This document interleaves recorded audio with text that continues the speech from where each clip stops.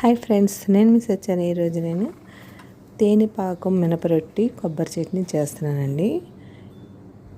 Try చేయండి. ఒక గ్లాసుడు మినపరుబ్బు అండి ఇది. అంటే మనం మినపప్పు నానబెట్టుకొని గ్రైండ్ చేసుకుంటాం. ఇందులో ఏమి వేయకూడదండి, ఉట్టి మినపరుబ్బే.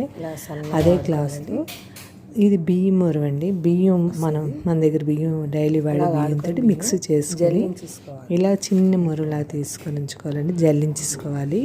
జల్లించిన మరువే వాడాలి. దీంట్లోకి ఒక గ్లాసుడు రుబ్బు అయితే గ్లాసున్నర నూక వేసుకోండి. బియ్యం గ్లాసుడు మినపరుబ్బు గ్లాసున్నర మీకు రవ్వ వేసుకోండి అండి. అంటే ఎక్కువ కలుపుకొని ఉంచుకోవచ్చు, కానీ మనకి కావాల్సినప్పుడు చేసుకోవచ్చు. బాగుంటుంది ఇది.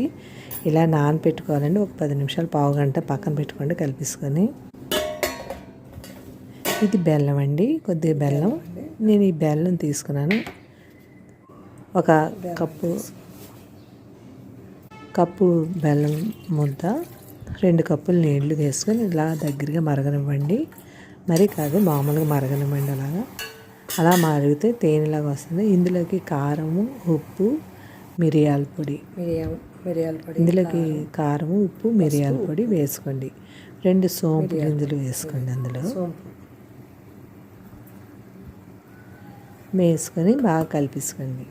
చూసారా, ఇలా పాకంలాగా వచ్చింది. ఆపేసుకోండి, ఇంకా పక్కన పెట్టేసుకోండి. అంటే చల్లారేకి ఇంకా గట్టి పడుతుందండి.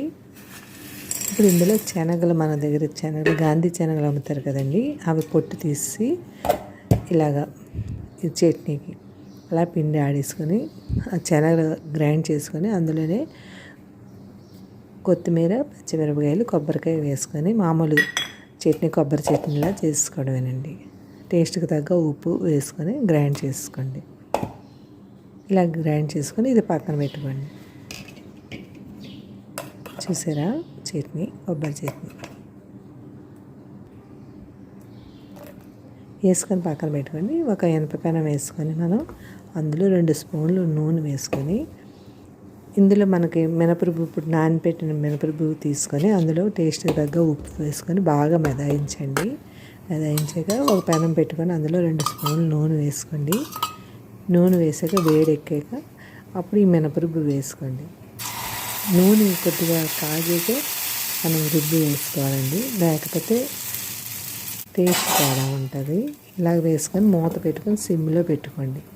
హైలో పెట్టకూడదు, సిమ్లో పెట్టుకొని ఇలా ఉడుకుతుంది. పైన అంతా ఉడికి వచ్చినట్టు వచ్చేస్తుంది. ఇలాగా తడి ఉండదు, మినపరుబ్బు తడి ఉండదండి.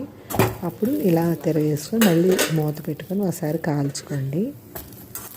ఇది హెల్త్కి మంచిదండి. నడుము నొప్పులు ఉన్నా ఏమన్నా వెంటనే సెట్ అవుతాయని అనేవారు పెద్దవాళ్ళు.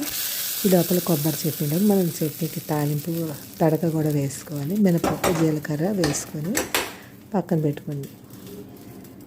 ఈ లోపల మినపట్టు కాలిపోతుంది మనకి. చూసారా, మినపట్టు కాలిపోయింది. తేనె ఒక గిన్నెలో వేసుకొని ఇలాగా సర్వింగ్ చేసుకోండి. కొబ్బరి చట్నీ,